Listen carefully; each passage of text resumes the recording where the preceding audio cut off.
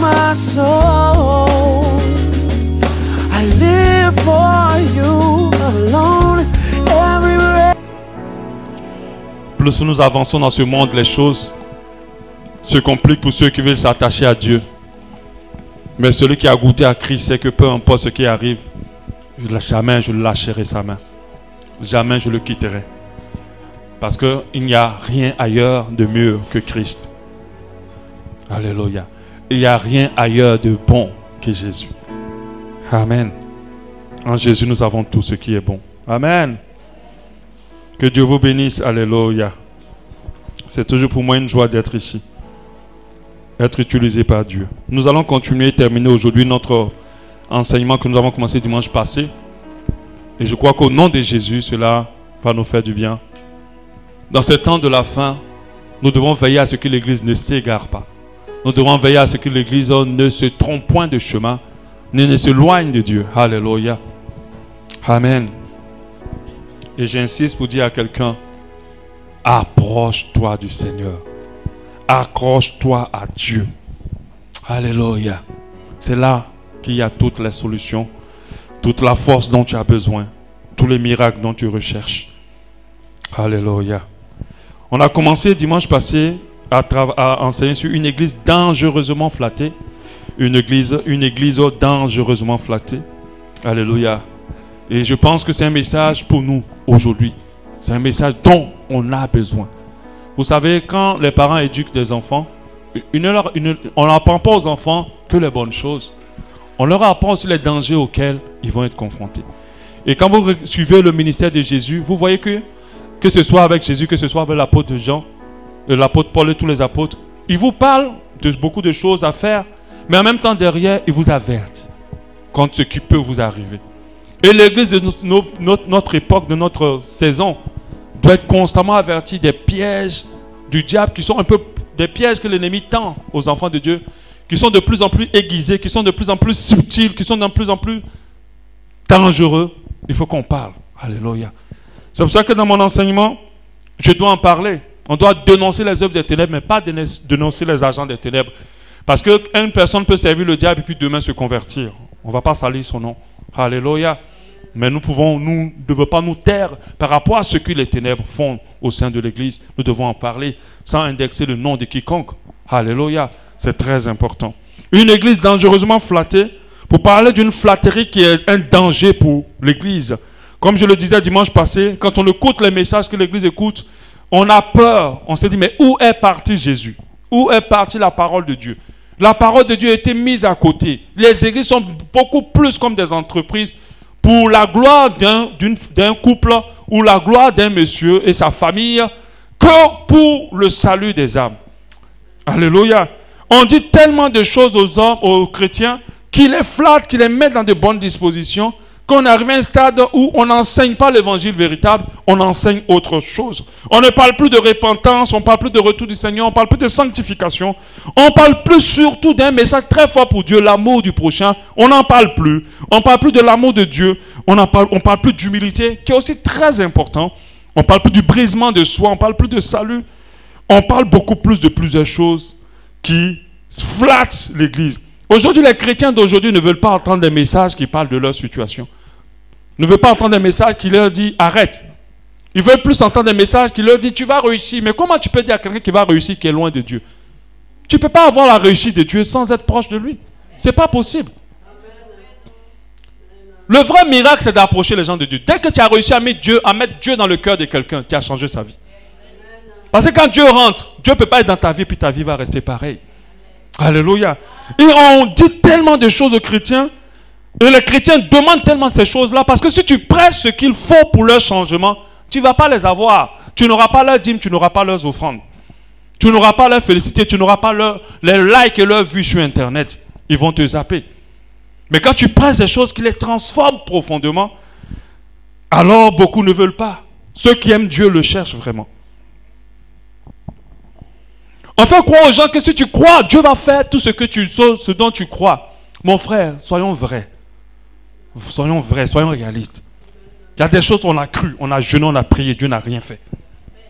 Parce que si ta croyance n'est pas pour quelque chose qui est dans le plan de Dieu, tu tu n'auras pas. La foi, c'est pour croire au plan de Dieu. Parce que le plan de Dieu peut être extraordinaire pour toi. Dieu peut te dire, je vais te lever pendant que toi, tu ne vois rien qui peut te lever. Il faut croire. Parce qu'il a dit. Mais s'il n'a pas dit, ne va pas mettre ta foi là-bas. Tu es en train de te fatiguer. Oh, je te dis, mon frère, il faut croire. Il faut croire. Tu vas voir que Dieu va faire. C'est parce que tu ne crois pas. Non, non, non. Ce n'est pas que la croyance. Avant la croyance, il faut savoir ce que Dieu veut d'abord. Alléluia. Avant d'y mettre ta foi, il faut savoir ce que Dieu veut. On a pris la foi, on l'a enseigné autrement pour flatter l'église. Dieu te dit, Dieu me dit qu'il va te guérir. Alléluia. Je te dis seulement, il faut prier, Dieu me dit, il va te guérir. Il y a des gens qui sont morts, qui ont perdu leurs enfants, leurs parents, à cause de cette mauvaise foi. Alléluia. Je n'ai pas dit de ne pas croire que Dieu guérit. Dieu guérit, mais selon son plan. S'il a dit à l'apôtre Paul que ma grâce te suffit, c'est que ce n'était pas dans son plan d'abord de le libérer. Des fois pas maintenant, des fois après, des fois pas du tout. Parce que ce que tu as l'aide à te garder en lui. Il y a des gens, si rien, tout va bien dans leur vie, Dieu sait qu'il les a perdus. Alléluia. Et quand tout ce qui t'arrive, comme c'est pour la gloire de Dieu, alors cherche à quel moment il veut se glorifier. Il ne faut pas te mettre dans la tête qu'il veut se glorifier maintenant. Alléluia. Et ces hommes de Dieu et ces chants de l'Éternel dans le griffe des chants de gospel pensent beaucoup plus à leur notoriété, à leur richesse, à leur élévation, à être approuvés, à une carrière, à préparer l'église du Seigneur à son retour. On avait lu le passage que l'apôtre Paul avait donné à son fils Timothée, 2 Timothée 4:1. Il dit, je t'en conjure, là je suis en train de réviser, on a déjà vu tout ça dimanche passé. Je t'en conjure devant Dieu et devant Jésus-Christ, qui doit juger les vivants et les morts, au nom de son apparition et de son royaume. Quand quelqu'un te dit tout ça, là, c'est pour dire qu'il est en train de te dire quelque chose d'important. Il tourne, il fait tellement de contours avant de dire ce qu'il a dit à Timothée. Il a dit, Timothée, pardon, quand tu vas commencer le, je t'en supplie, prêche la parole, insiste en toute occasion, favorable ou non, reprend, censure, exhorte, avec toute douceur en instruisant. Alléluia. Il n'a pas demandé de prêcher le développement personnel ou autre chose. Il a dit de prêcher de la parole, d'insister sur la parole. Aujourd'hui, on prêche des paroles parce qu'on se dit, si on prêche comme ça, l'autre va dire que c'est lui. La majorité des personnes qui viennent dans cette église pour la première fois, la première chose qu'ils ont, oh, pasteur, on dirait que quelqu'un te vient te raconter ma vie. Non. Personne ne m'a raconté ta vie. Parce que quand moi je me mets ici, je dis, Dieu, parle-moi par rapport aux besoins des gens. Il y a d'autres qui ne supportent pas ça. Il y a une personne qui avait quitté l'église pour dire, oui, je suis allé parler au pasteur, il a tout. Mais comment le pasteur a fait pour savoir? Elle s'était confiée à quelqu'un d'autre, mais la personne ne m'avait pas parlé. Et moi j'avais enseigné, c'était sa vie. Elle a quitté l'église parce qu'on a parlé d'elle. Ça, c'est un esprit d'orgueil. Alléluia. Il dit, quand il viendra un temps, au verset 3, où les hommes ne supporteront plus la saine doctrine, car il viendra un temps où les gens vont plus supporter. Je vais dire à l'apôtre Paul, oh, le temps est déjà arrivé. Oh, c'est déjà arrivé. On est en plein même dedans. La saine doctrine, les gens ne supportent plus. On est en plein dedans. Mais ayant la démangeaison d'entendre les choses agréables, ils se donneront une foule de docteurs selon leur propre désir, détourneront l'oreille de la vérité et se tourneront vers des fables. On est en plein à l'intérieur. L'église dangereusement flattée. Amen. On dit aux chrétiens ce qu'ils aiment entendre. On parle de bénédiction, on parle d'élévation, on parle de victoire, on parle de guérison. C'est vrai que Dieu guérit, Dieu élève, Dieu bénit. Mais est-ce que quelqu'un qui est loin de Dieu a besoin d'entendre ça pour l'instant? Et je vous assure, si tu rapproches quelqu'un de Dieu, tu n'as plus à prier pour sa guérison. Tu n'as plus à prier pour son miracle. Tu n'as plus à prier pour sa transformation, ni son élévation. Tout le reste se fera. Parce que c'est Dieu qui agit. Et le but de ces personnes-là, c'est de cacher la vérité au peuple de Dieu pour ceux qui servent le diable. C'est de tromper, d'induire en erreur beaucoup de chrétiens. C'est de séduire littéralement dans le sens littéral ou séduire aussi de manière subtile. C'est surtout d'exploiter, utiliser les âmes pour pouvoir en faire un tremplin, un moyen pour eux de réaliser leur projet, leur carrière. Alléluia. Et quand tu regardes, tu comprends que cette personne-là, c'est vrai qu'elle prêche bien, entre griffes. Et puis le mot prêcher bien, ça ne veut rien dire en fait. Alléluia. Elle prêche bien, mais quand tu observes, c'est elle qui s'enrichit. Vous êtes dans l'église là. Maman pasteur qui était bizarre, ma pasteur était bizarre, mais vous le voyez, ils s'enrichissent, ils voyagent, ils vont en faire Et puis vous êtes là pour manger riz, vous ne pouvez pas. Un peu de riz, mais pour manger. Ton loyer, on est en train de te poursuivre. C'est un problème. Si on prend vraiment l'image de berger et de brebis, on doit comprendre que le berger, il existe que pour les brebis. Il va dans le froid, il va dans les coins rocailleux, il tombe dans la pluie pour que, même quand il pleut, il préfère les mettre à l'abri, qu'aucun d'eux ne meure, que ce soit lui qui soit, et se sacrifier lui à côté. Alléluia. Quand le loup vient, il est capable de brader le loup, mettre sa vie en péril pour protéger ses brebis. Et puis quelqu'un va me dire, puisque la raison qu'ils prennent, dit oui, mais après les brebis, tu manges la viande, tu prends la laine et tout ça. Mais le problème, c'est que les brebis ne sont pas à toi. Amen. Ils ne sont pas à toi. Hein? Amen. Les brebis sont au Seigneur. Ce n'est pas à toi. Et le Seigneur t'a embauché en tant que berger pour t'en occuper. Et c'est lui qui va payer ton salaire. Ce ne sont pas tes brebis à toi. Peu importe comment tu guides les gens dans l'église, peu importe ce que tu as fait, comment Dieu t'a utilisé, aucun ne t'appartient. À la fin, tu dois rendre compte de tous devant celui qui t'a engagé. Alléluia. Donc ne vous trompez pas. Mes brebis, quand on entend des gens, mes brebis, mes brebis, mes brebis. Toi, tu peux avoir des brebis? Amen. Quelle puissance tu as d'avoir ces brebis? Tu sais comment on les fait dans le ventre? C'est Dieu qui les a confiés. Et il va, même Seigneur, le Seigneur a dit, je n'ai perdu aucun de ceux que tu m'as envoyés. Donc Dieu est en train de dire que tu m'as envoyé des gens que moi j'ai gérés. Jésus lui-même a géré des brebis. Ils ne sont même pas à lui. Et toi, tu oses dire que c'est pour toi les brebis? Donc exploiter dans le sens littéral, financièrement. Comment les mamans ont donné tout ce qu'elles avaient. Des jeunes ont donné tout ce qu'ils avaient pour enrichir une seule personne. Un vrai berger se soucie de bien-être des brebis. Je n'ai pas dit qu'il reste dans la pauvreté, hein, mais j'ai dit qu'il doit se soucier. Alléluia. Et la brebis qui a réussi et qui a pu avoir beaucoup peut dire, ah, on va s'occuper du berger pour qu'il puisse nous... Mais elle ne doit pas que s'occuper du berger, mais le frère et la soeur qui sont à côté, qui sont dans le besoin. Eux aussi ont besoin. Beaucoup de personnes se dépouillent pour rendre riche une seule personne. Et ce n'est même pas qu'il a un stade d'un besoin. Il n'est plus au stade de besoin. Il se rend maintenant dans le stade du luxe. La voiture, la maison, c'est le luxe. Le luxe, c'est le superflu. Si votre pasteur manque de quelque chose pour manger, là, c'est normal que vous sacrifiez pour lui. Mais quand il arrive à un stade maintenant que ses vacances sont aux Bahamas, mon frère, tu donnes quoi encore là-bas? Toi-même, tu as vu un avion. Et lui voyage aux Bahamas pour se reposer. C'est dangereux, en fait. Ça veut dire que quand on va dire oui, mais tu entends, je ne le juge pas, mais c'est dangereux. Est-ce que vous êtes sûr que vous avez bien lu Jésus, comment il se fonctionnait? Vous savez à quel moment il a mis en priorité sa propre vie? Quand vous avez vu l'apôtre Paul, vous savez à quel moment il a mis en priorité ses propres besoins? Jamais. Il s'est dépouillé pour les autres. C'est ça le vrai ministère. Mais ce qu'on nous enseigne aujourd'hui, c'est autre chose. On est obligé pour vous garder dans ça, de vous flatter, de vous dire des paroles qui ne vont pas vous sauver. Et c'est ce qui se passe généralement dans l'église.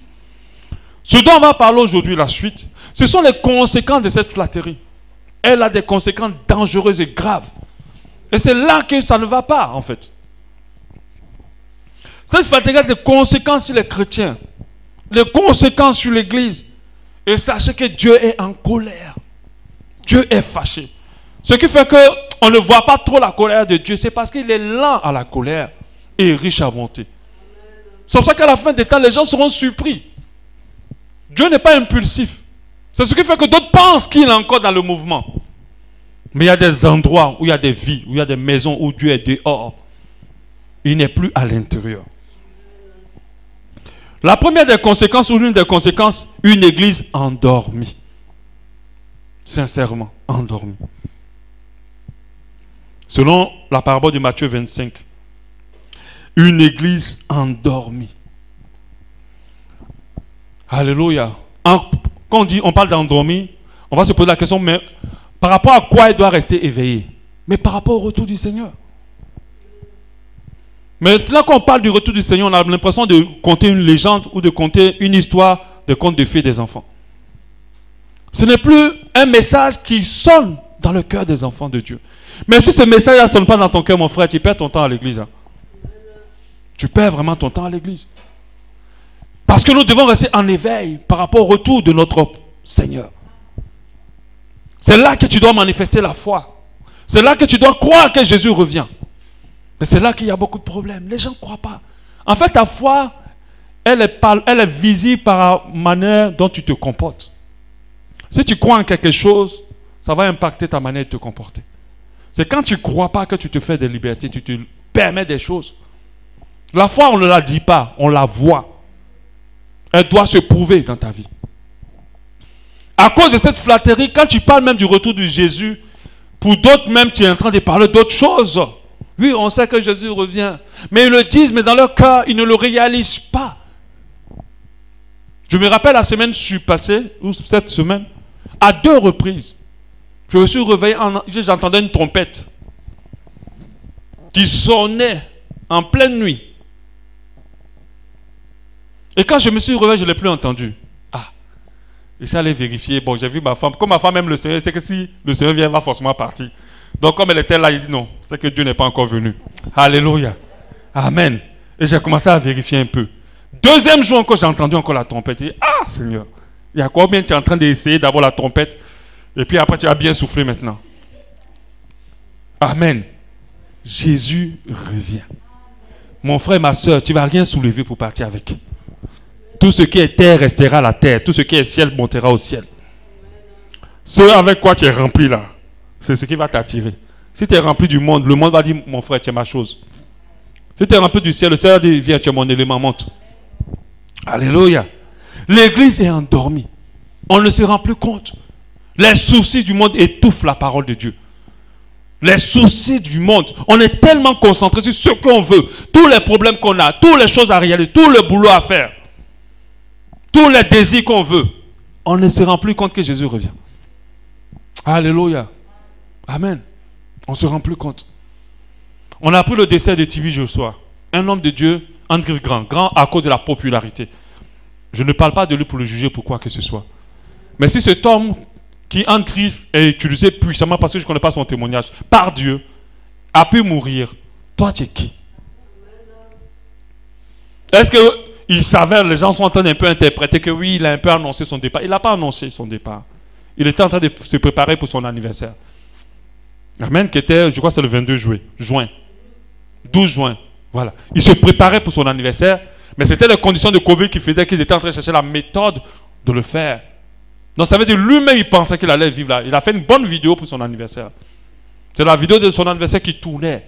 Si lui, un grand homme de Dieu, grand prophète, n'a pas pu voir sa mort, vous devez comprendre que nous, on est qui?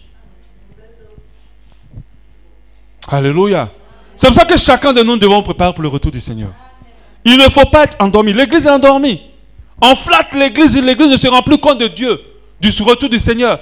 Tu prends un chrétien, il peut parler seulement que de la puissance de Dieu. Comme si Dieu était seulement que puissance. Dieu aussi sainteté. Alléluia. Dieu aussi amour. Dieu aussi un lion. Redoutable. On ne voit pas tout ça. On a gardé seulement la puissance de Dieu pour nos vies. Ça, c'est une facette de Dieu. Tu restes sur cette facette, tu vas te tromper. Alléluia. Les chants, les enseignements parlent que de ça. La puissance de Dieu pour nos vies. Une église, comme je dis, endormie. On a une église morte. L'église meurt de plus en plus. Et on n'a même pas besoin de chercher des preuves pour le savoir. On le sait en voyant l'impact de l'église sur le monde. L'église n'a plus d'impact. Parce qu'une église vivante a de l'impact. On voit l'impact des chrétiens dans leurs environnements. Les chrétiens n'ont plus de feu. Le feu des chrétiens ont disparu. Parce qu'ils sont tellement concentrés à se réaliser et à réaliser tellement de choses qu'ils ont oublié aussi qu'ils doivent être feu pour Dieu. Ils doivent être vivants. Apocalypse 3.1. Écrit à l'ange de l'église de Sardis. Voici ce que dit celui qui a les 7 Saint-Esprit de Dieu et les 7 étoiles. Je connais tes œuvres. Je sais que tu passes pour être vivant, mais tu es morte. Alléluia. Quand on voit les louanges, on voit les cris, on voit les choses. Mais en réalité, les églises meurent de plus en plus. Les églises vivantes se raréfient. Les chrétiens vivants se raréfient. Aujourd'hui, on peut accepter plein de choses dans la vie des chrétiens, ou les chrétiens acceptent plein de choses dans leur vie que normalement Dieu ne peut accepter. Alléluia. Ce n'est pas parce que toi, tu as pu trouver une justification à quelque chose que Dieu est d'accord. Dieu, il est soumis à sa parole. Il est fidèle à sa parole. Sans sa parole, il ne comprend plus rien d'autre. Alléluia. Donc l'église est de plus en plus morte. Une église pas prête pour le retour du Seigneur, comme je l'ai dit tout à l'heure. Et Jésus a pris la parabole de l'économe, fidèle et prudent, avec le maître qui le laisse et qui l'établit sur tous ses biens. C'est en Luc 12, 42. On ne va pas forcément lire. On a dit que cet économe-là, il traite la maison de son maître en se préparant. Parce que le maître peut arriver à n'importe quel moment. Comme si tu dis, je voyage, hein, tu laisses ta ménagère ou ta nounou, tu sais qui jette ta maison pour dire, j'arrive dans, je ne sais pas à quel moment je vais venir, mais je viens. Voilà. Donc veille sur la maison, occupe-toi des enfants, veille que monsieur ait à manger, tout. Et puis dès que la maîtresse ferme la porte, elle passe à autre chose. Elle peut apparaître à n'importe quel moment. Et si elle apparaît que sa maison n'est pas nettoyée, qu'est-ce qu'elle va faire? Et c'est ça la situation de l'église actuellement. L'église n'est pas prête pour le retour du Seigneur. Ce qui fait que si Jésus vient maintenant, ça va être catastrophique. En même temps, il a trop attendu. Parce que depuis qu'on dit le retour du Seigneur est bientôt, c'est vraiment bientôt. Mais c'est sa patience. Dieu est tellement patient. Mais ne t'attends pas à ce qu'il soit patient indéfiniment. On ne sait jamais. Il a dit au moment où les gens ne s'attendent pas. Et puis il faut bien comprendre, hein, le retour du Seigneur est bien lié aussi à ton départ. Même ton départ, tu ne sais pas. Tu ne sais pas. Mon frère, on sort tous le matin, on rentre à la maison. C'est une grâce. Parce que la même journée, là, il y a d'autres qui ne sont plus rentrés. Même le matin, là, même, là, il y a d'autres qui ne se sont pas réveillés. Et quand tu comprends ça, tu mets le retour du Seigneur de côté, même si c'est important, tu dis à n'importe quel moment, je peux être présenté devant Dieu. Donc, il faut que je veille. Mais si on ne vous parle pas de ce qu'il faut, si on ne vous incite pas à pardonner, à aimer les gens, si on ne vous incite pas à vous sanctifier, à vous purifier, à connaître plus de valeur aux choses de Dieu, à sortir de la corruption, du mensonge et de toutes ces choses, de la fornication, de l'impudicité, si on ne vous incite pas à cela, vous ne pouvez pas être prêt. Moi, je n'aime pas les histoires où, quand quelqu'un meurt, on dit, ouais, il était bien, il est auprès du Seigneur. Tu sais qu'il est auprès du Seigneur. C'est toi qui as payé son billet pour aller là-bas. Tous ceux qu'on dit sont auprès du Seigneur ne sont même pas auprès du Seigneur. La grande majorité. Vous ne savez pas. Nous, on rend seulement grâce à Dieu. Et puis on espère, ah Seigneur, nous espérons qu'il soit auprès de toi. Parce qu'il y a ce qu'on montre à l'église, puis il y a ce qu'on est en cachette. C'est Dieu ceux qui voit tout. On ne va pas juger un mort. Mais on ne sait rien. Même l'homme de Dieu le plus puissant, le plus humble, le plus simple, on ne sait pas. À moins que Dieu ne nous révèle. Si Dieu n'a pas dit, tu ne peux pas avoir la confirmation que quelqu'un va au ciel. Alléluia. Amen. Donc il est très important pour nous d'être préparés pour le retour du Seigneur. Et le problème c'est que avec les flatteries des âmes de Dieu et des chantres, qui passent seulement qu'à chanter de la victoire en Jésus, qui passent seulement qu'à chanter des transformations de ceci, de cela, qui passent seulement qu'à chanter. C'est vrai qu'il faut les chanter, mais il ne faut pas oublier de faire comprendre au peuple de Dieu que tout ça, c'est la cerise sur le gâteau. Le gâteau, c'est le salut. Moi, je ne veux pas qu'on vienne me donner la cerise. J'ai fait quoi avec la cerise? Moi, je veux le gâteau. C'est un plus. Toutes ces grâces et ces bénédictions, c'est le plus. Jésus n'est pas mort à la croix de Golgotha pour les choses du monde. Pour nous donner le monde. Alléluia.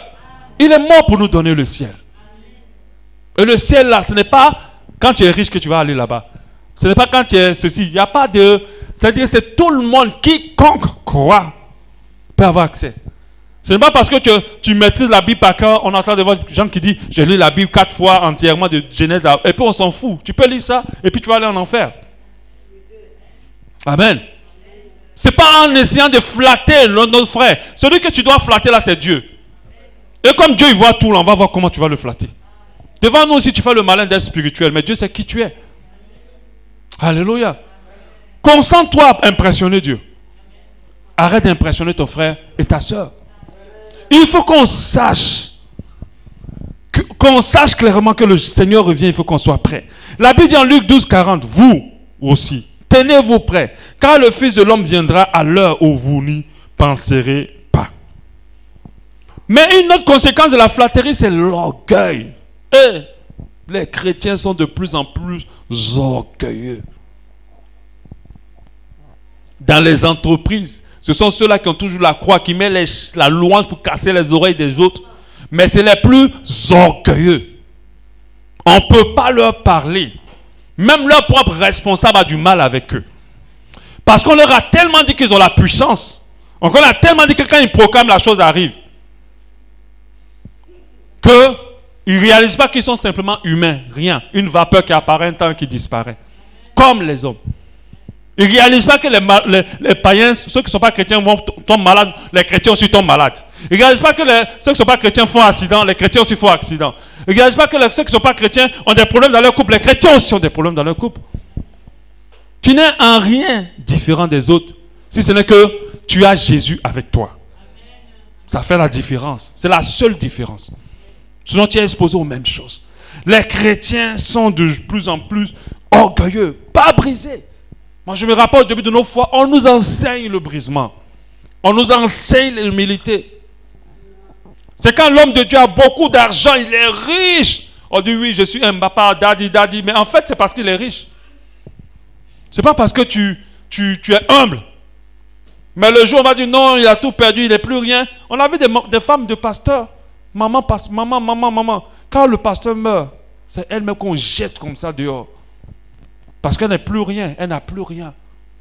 Les hommes du monde accordent de la considération aux gens à cause de ce qu'ils ont. Mais nous, les enfants de Dieu, nous accordons de la considération aux gens à cause de ce qu'ils sont.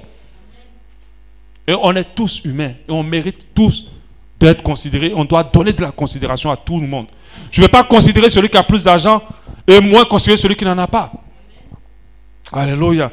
Les chrétiens sont de moins en moins brisés. Parce qu'on ne leur enseigne pas non seulement le brisement, on ne leur permet pas de réaliser qu'ils ne sont rien. Ils se permettent de parler, de dire des choses. Moi, la fille de l'Éternel. Et puis quoi encore? Dieu te connaît? Tu as osé toucher à la fille de l'Éternel. Là, à la fille de Sion. Moi, la fille de Sion. Moi, le fils de Dieu. Moi, le serviteur de Dieu. L'onctionné, le quoi? Et puis quoi encore? Est-ce qu'on va t'enterrer dans le cercueil là, tu ne vas pas pourrir? Ou bien? Tu vas pourrir. En fait, on doit faire réaliser aux gens cette importance-là. Des hommes de Dieu qui sont tellement remplis de flatteries, qui osent même manquer de respect aux aînés. C'est pas parce que tu es pasteur que tu vas traiter une maman comme si c'était ta fillette, comme si tu l'avais accouchée. Alléluia. Elle t'appelle papa, tu es autant si tu l'appelles maman. Alléluia. Même si moi j'aime pas le mot papa, j'aime pas en fait. Faut pas me vieillir, pardon. Je vais rester jeune. Pasteur, ça me suffit. Alléluia. Vous ou tu, c'est ton problème. Moi j'aime pas, m'en fous. Parce que je vais pas être frustré pour le respect que tu me donnes pas. Au contraire, celui que je suis, même lui, on l'a mis par terre, on l'a écrasé. Donc pourquoi moi je vais chercher plus que ça? Hein? On l'a même craché sur son visage. Viens me cracher sur le visage. Entre toi et moi, on verra qui va partir à la Maca. Mais lui, on lui a craché sur le visage. Mais toi, on t'a même rien fait. Oh, elle a osé m'appeler par mon prénom. Ou il a osé m'appeler par mon prénom. Je suis l'Éternel. Oh! Mon frère, l'orgueil. Dieu fait grâce aux humbles. Il résiste aux orgueilleux. Tous ceux qui sont orgueilleux, que tu sois même bishop, Dieu n'est pas avec toi.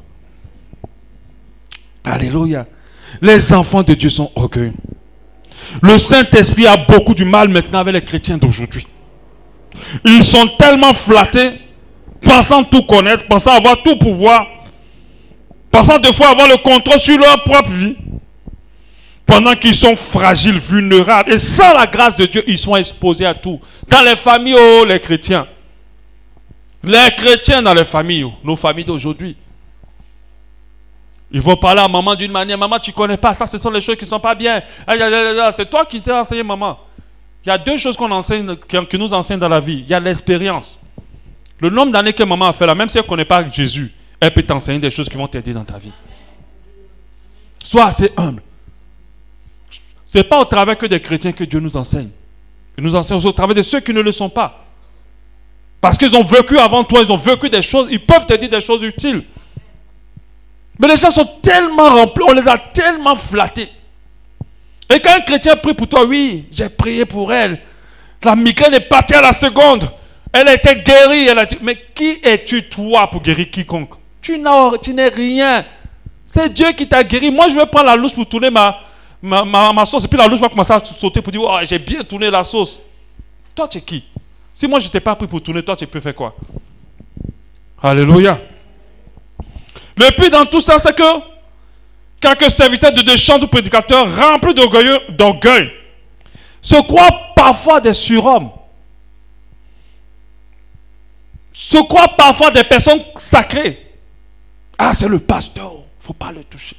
Oh, c'est le pasteur. Mais comment tu peux recevoir la chante de l'Éternel comme ça? C'est une grande chante. Et puis quoi encore? Jésus. Mais dans quelle église on est aujourd'hui là? Ou bien il y a un deux Jésus en fait. Parce qu'il y a Bar Jésus qui est écrit dans la Bible. Et puis il y a Jésus. Parce que le Jésus qu'on avait là, lui-même venait s'asseoir par terre avec ceux qui sont de mauvaise vie. Quand les gens étaient choqués. Mais on dit que oui, tu invites un grand homme de Dieu. Quelle est la grandeur de quiconque si ce n'est que la grandeur de Dieu que nous devons reconnaître? Quiconque peut estimer, prétendre être grand sans Dieu. C'est pour ça que nous ici, là, on n'invite pas, on ne va pas aller prendre des gens jusqu'à là-bas pour venir prêcher comme si Jésus était là-bas. Alléluia. Ce genre de message-là, mon frère, si on fait un séminaire au stade, on va changer la vie de beaucoup de personnes. Ce n'est pas pour faire les spectacles de miracles et puis les gens maintenant font les miracles, après ils revont, leurs vies sont pareilles et puis ils sont dépouillés. Vous connaîtrez la vérité et la vérité vous affranchira. Si on ne t'enseigne pas la vérité, jamais tu sortiras de tes problèmes. Alléluia. La sorcière te donne maladie. L'homme de Dieu sorcier t'enlève ça. Et puis il remplace par autre chose. Et puis vous êtes dans ça. Et ça finit jamais. Alléluia. Vous devez comprendre cela. Sortez de cette flatterie. Dont se croit sacré, intouchable. L'Éternel des armées. C'est moi. J'ai parlé. Si je ne suis pas... Comment il dit ça même des fois? Si je ne suis pas serviteur de l'Éternel, que ce qui... Mais toi, tu es qui? Alléluia. Donc la flatterie a rendu le chrétien orgueilleux. Les chantes orgueilleuses. Quand il vient chanter comme ça, ou bien il vient chanter, quand j'ai chanté, la présence de Dieu s'est déployée. Faites attention, il y a la présence de Dieu puis il y a émotion. Il y a des gens qui sont émotifs. Il y a des gens qui sont émotifs. Michael Jackson emmène ici à l'église, ici là, tout le monde va tomber sur l'onction. Mais ce n'est pas l'onction, c'est l'émotion. Il y a des gens qui savent chanter pour toucher l'âme.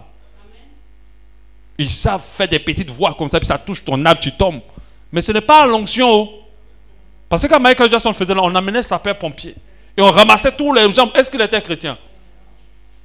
Ouvrez vos yeux. Dis à ta soeur, ouvre tes yeux. Dis à ton frère, ouvre tes yeux. Revenez à ce qui est vrai. Moi, je suis quelqu'un d'assez objectif. Si tu n'es pas objectif, on va te tromper dans ce monde. Il faut apprendre à regarder les choses. Et puis à tirer des conclusions. La sagesse est très importante dans notre marche chrétienne. Si tu n'utilises pas ton cerveau, tu risques de rater le ciel. Les chrétiens devraient vérifier le message. Alléluia. Orgueilleux. Remplis d'eux-mêmes. Pas remplis de Dieu.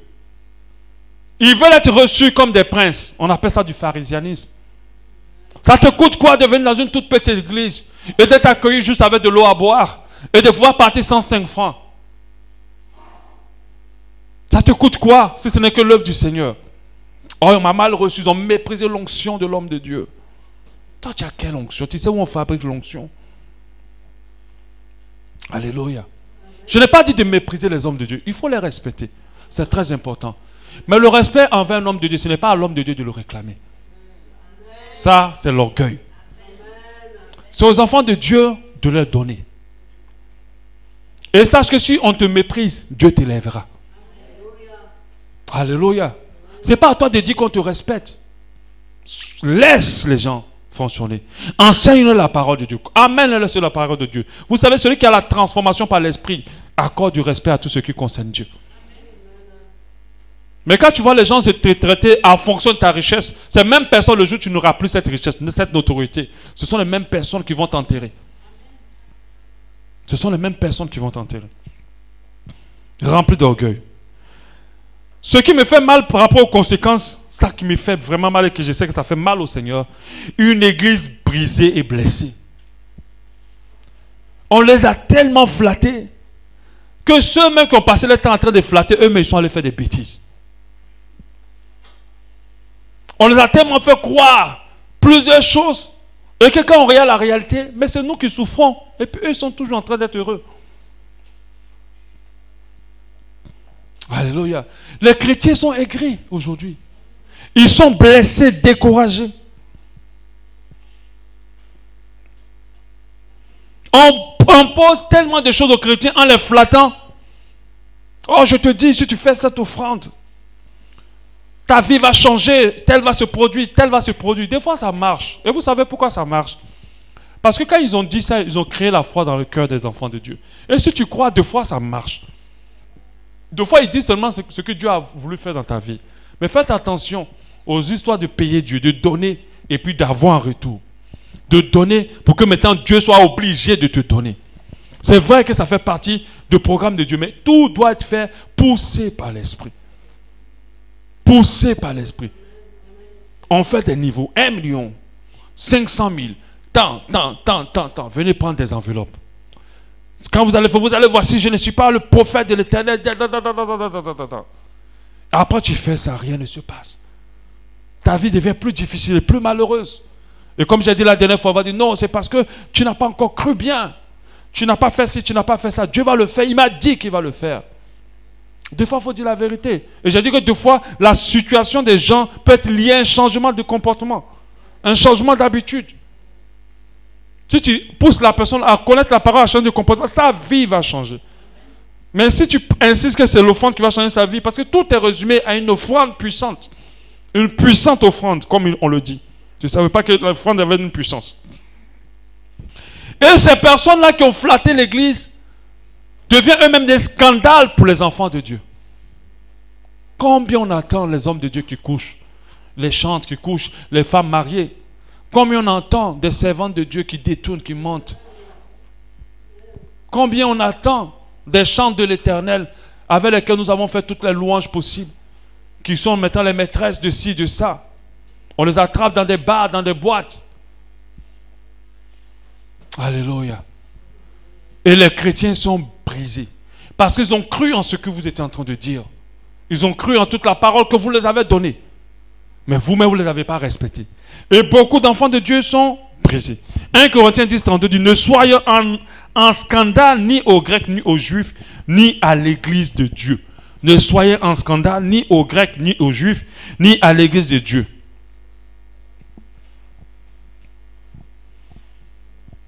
La foi de beaucoup atteint un niveau de flatterie tellement élevé.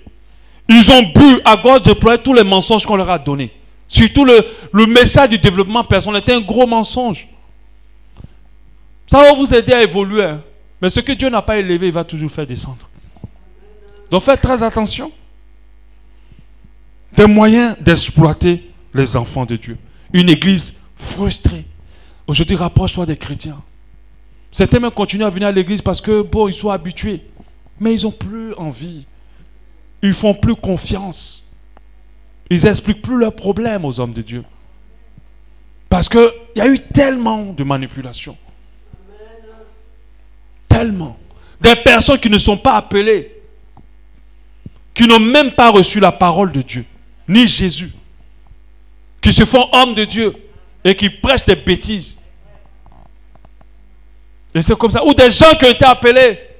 Et à cause des choses du monde, on change de message.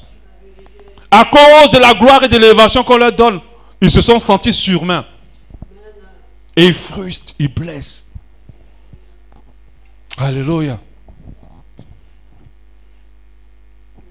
Comment alors se protéger contre les flatteries et les conséquences? On va le voir rapidement. Comment alors se protéger? La première chose, c'est le nez dans la parole de Dieu. Tout le temps, vérifiant tout. C'est le nez dans la parole de Dieu. Si tu ne lis pas la parole de Dieu, mon frère, ma soeur, on va te mettre dans tous les sens. C'est le nez dans la parole de Dieu. Des fois, comme je dis tout le temps, avec la Bible, on peut tout expliquer. On peut tout justifier. Et quand une personne a un esprit de manipulation, il peut utiliser toute parole à tort et à travers. Et c'est ce qui arrive. Si tu n'as pas le nez dans la parole de Dieu, pour que le Saint-Esprit lui-même t'enseigne certaines choses, tu vas être manipulé. Alléluia. Moi, j'ai commencé ma foi, dès que j'ai accepté le Seigneur, la première chose que Dieu m'a fait, c'était d'aller lire toute la Bible, tout le Nouveau Testament. Et quand j'ai lu tout le Nouveau Testament, j'ai compris beaucoup de choses. De telle sorte que quand je volais dans ma foi, aucune personne ne pouvait me détourner. Je savais que ça, ce n'était pas de Dieu. Et que ça, c'était de Dieu. J'étais dans une église où on faisait on mettait le pagne et on faisait les tontines. Bon, pas tontines, je ne sais pas comment ils appellent ça. Pour ceux qui veulent être bénis, 100 000 francs, 10 personnes pour 100 000 francs, 10 personnes. Voilà, on faisait ça presque tout le temps. On rentrait à 8 heures au culte, on sortait à 15 heures. Parce que le petit blé que chacun avait, il fallait que ça reste dans l'église. Donc comme moi j'avais compris ça, je n'allais pas avec l'argent à l'église. Parce que quand tu venais l'argent à l'église, tellement le gars sait parler, tu ne vas pas partir avec ça. J'amenais sur mon offrande, je donne, et je n'amenais pas 5 francs sur moi.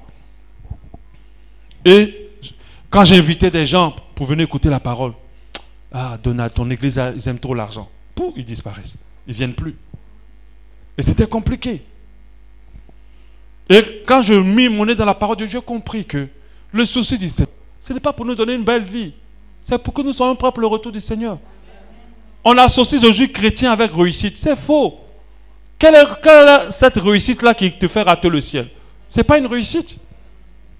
La véritable réussite, c'est que tu entres dans le ciel. J'entends maintenant beaucoup de personnes dire oui, on va impacter le monde. Mais vous voulez impacter le monde comment si ce n'est pas avec l'évangile et que les gens du monde se convertissent? Mais eux, ce n'est pas le cas. Il faut que le monde dans lequel on est là, on ne peut pas rivaliser avec les gens du monde. On ne peut pas. Quand on cite les milliardaires, on n'est même pas parmi eux. Quand on cite ceux qui ont de l'influence sur nos sociétés, ce n'est pas nous. Mais nous, on est là pour annoncer l'évangile. Et si on arrivait à convertir le monde entier, c'est que l'évangile de Dieu sera faux.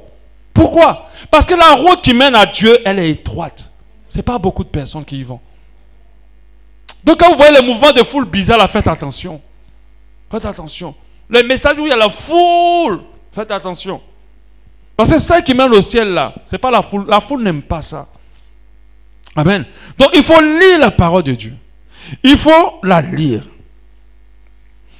Comme la Bible dit, ces juifs-là reçurent la parole de Béry avec empressement. Et ils examinaient chaque jour les Écritures. C'est en Actes 17, 11. Pour voir si ce qu'on leur disait était exact. Il faut lire la Bible. Deuxième élément pour se protéger, rechercher plus les choses d'en haut et non celles de la terre. Je t'assure, si tu as une espérance, si tu as soif et sur les choses d'en haut, on aura du mal à te manipuler. Alléluia. Mais si ton cœur est vraiment sur les choses de la terre, tu vas voir un gars qui a dit, oh ma fille, Dieu me dit quelque chose de ta vie. Et il y a des gens, il ne faut pas leur dire ça. Parce qu'ils ne vont pas te laisser partir le même jour. Ils vont te suivre. Dieu a dit quoi? Toujours friand des choses que Dieu veut dire sur leur vie. Mais pourquoi tu es pressé pour savoir? Il y a des choses que tu peux savoir si tu t'approches de Dieu. Il va te dire. Et Dieu ne va pas seulement te dire qu'il va t'élever. Il va te dire aussi que j'aime pas ça. L'autre fois tu as parlé comme ça là, j'aime pas. Ce que tu as dit là, j'aime pas. Tu dors beaucoup trop. Tu regardes trop la télé. Il va te dire des choses. On ne te dit même pas tout ça. Le gars avec qui tu es là, vraiment, je ne suis pas d'accord. Je t'aime, hein, mais lui là, je ne veux pas. Eh bien, la fille que tu veux prendre, vraiment, elle va t'écrire des problèmes. Il va te dire ça.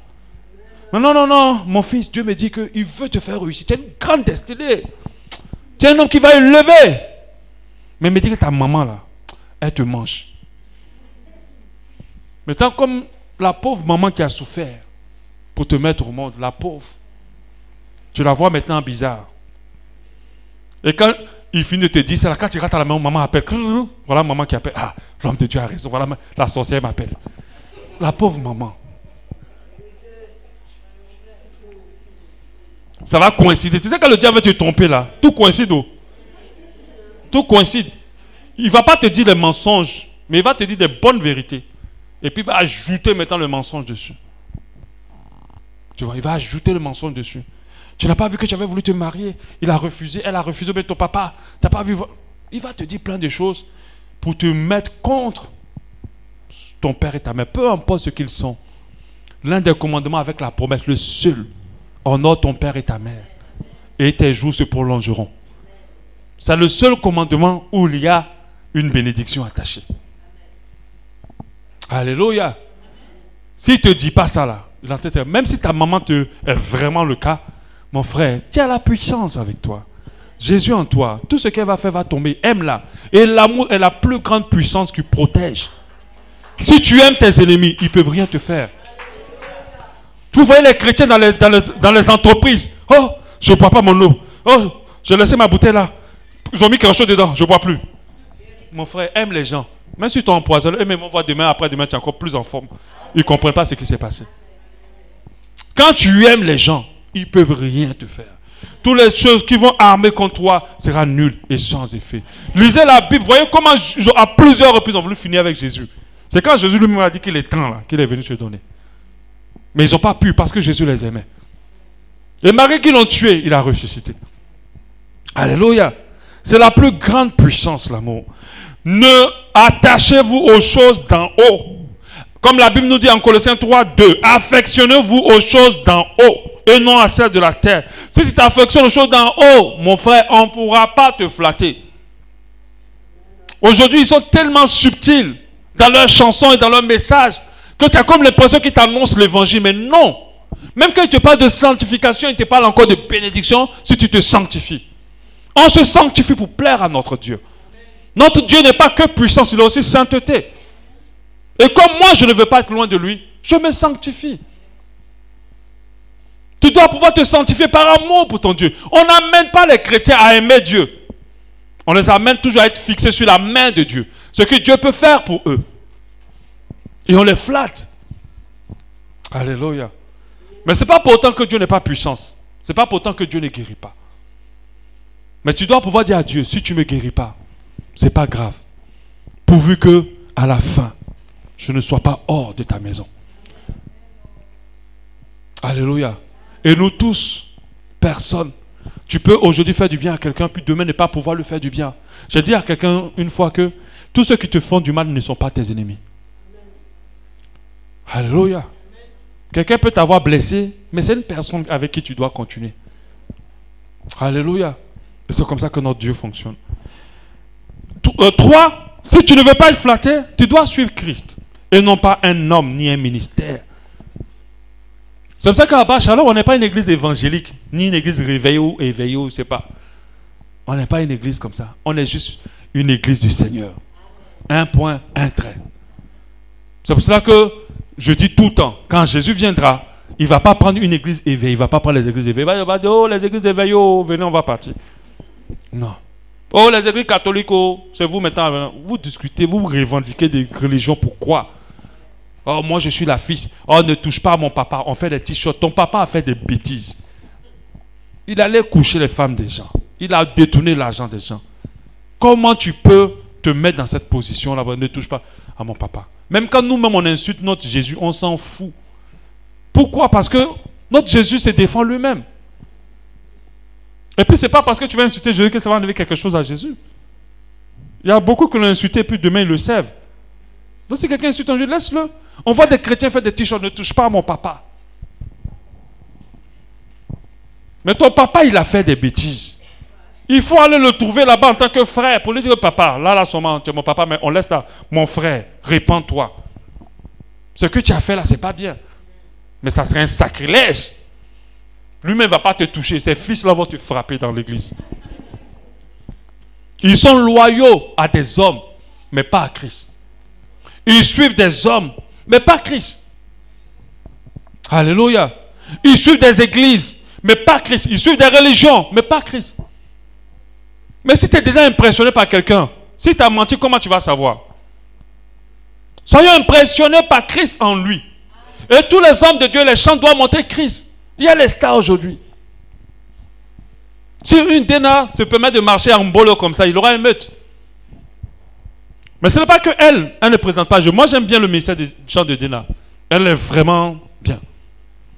Mais les gens ne l'aiment pas pour Jésus qu'elle transmet. On l'aime pour son look, pour son style. D'autres s'habillent comme elle. D'autres chantent. Vraiment, on l'aime pour ce qu'elle paraît.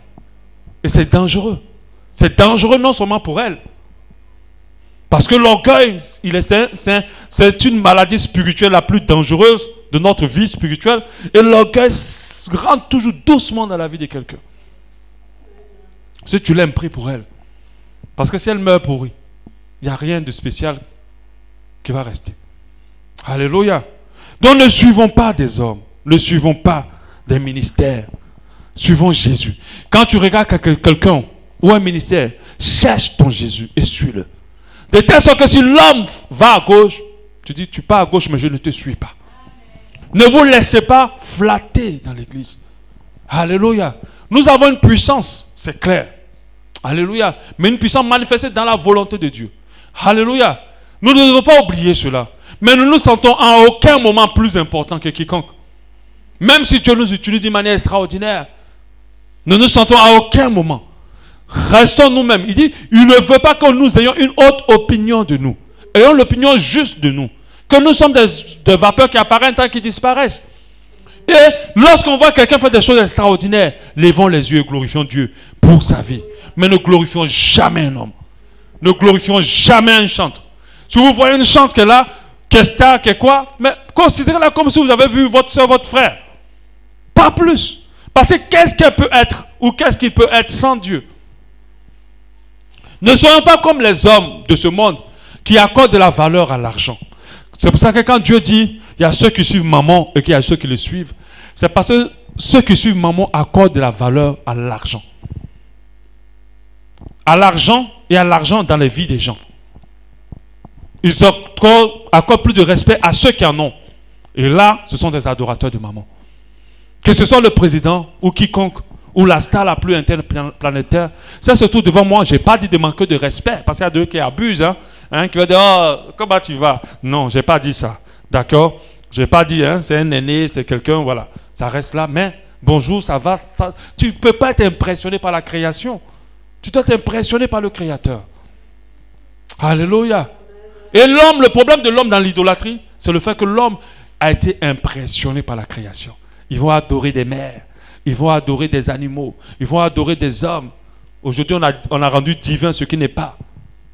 Alléluia. Amen. On va prier. On va prier que Dieu nous aide. On va prier que non seulement qu'il nous aide à ne pas être des victimes de la flatterie de ces temps-ci, mais que nous soyons aussi des canaux pour aider beaucoup de personnes à sortir de cette emprise, de ces emprises-là. Alléluia. Les ténèbres ont reculé. Prie, parle à ton Dieu par rapport à ce que tu as reçu. Les ténèbres ont reculé. Parle à ton Dieu. Parle à ton Dieu, parle à ton Dieu, parle-lui, parle-lui. Parle-lui. C'était une parole pour toi aujourd'hui, c'était une parole pour toi. Parle-lui, dis Seigneur, vraiment, aide-moi. Je ne veux plus être flatté par quoi que ce soit. Je vais apprendre à te voir en toutes choses, à te donner à toi seule l'adoration. Papa, que je sors de cette flatterie. Je sais que tu nous as donné une puissance, mais je sais que sans toi, cette puissance n'est rien. Ce n'est pas moi qui suis puissant, c'est toi qui l'es en moi. C'est toi qui l'es en moi. Ce n'est pas moi qui chante bien, c'est toi qui chante bien en moi. Ce n'est pas moi qui prêche bien, c'est toi qui prêches bien en moi. Ce n'est pas moi qui suis à l'auteur de quoi que ce soit, c'est toi qui es l'auteur de tout. Toi, on t'a humilié, toi, on t'a rejeté, toi, on t'a rabaissé. Seigneur, qu'est-ce que moi je peux espérer de plus si ce n'est que de vivre le chemin par lequel tu es passé? Alléluia.